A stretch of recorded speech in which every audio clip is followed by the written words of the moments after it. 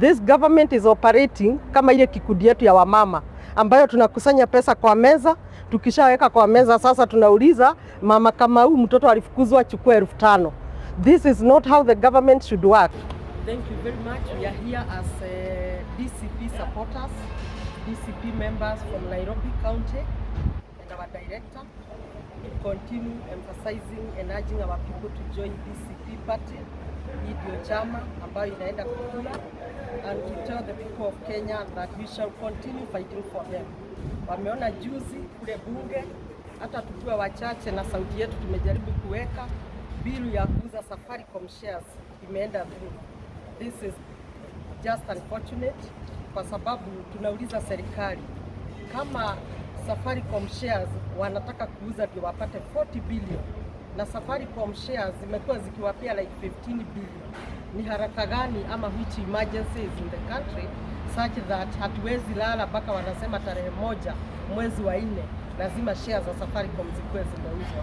Kwangu mimi na wabunge wengi wa DCP tunaona hiyo ni mkono na hakuna kitu anabakisha Kenya, ni kusema yeye anasema tuhame, tuache kila kitu tumeuza ndio twende Singapore.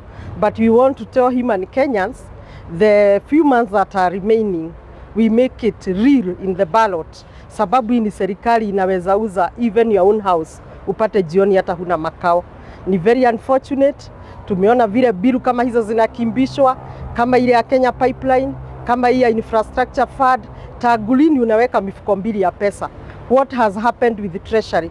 Pesa ya Kenya imewekwa treasury for 63 years. Then all of a sudden, now we need infrastructure fund, tuweke pesa ingine mahali ingine. Ukiwauliza hizi project wanataka kufanya ni zipi? Wanasema airport, mafuta, energy, barabara, lakini wawezi kuweka itemized item. Waseme airport need 200 billion. Barabara inataka this billion and it is road ABCD. Sasa wanasema tukusanye pesa, tukisha kusanya pesa ndio sasa tufikirie nini tunataka kufanya. Yani this government is operating kama ile kikundi yetu ya wamama ambayo tunakusanya pesa kwa meza, tukishaweka kwa meza sasa tunauliza mama kama huyu mtoto alifukuzwa achukue 5,000. This is not how the government should work. Na ndio mara nyingi nimesema in the coming election we need to elect a president who is presidential. A president who is presidential means president mwenye ana uwezo na capacity ya kuwa a leader in this country. So this Safaricom imeenda hivyo, wa Kenya mjue, wabunge na maseneta wa DCP tulisimamia no, and we continue to say no to sale of any government institution.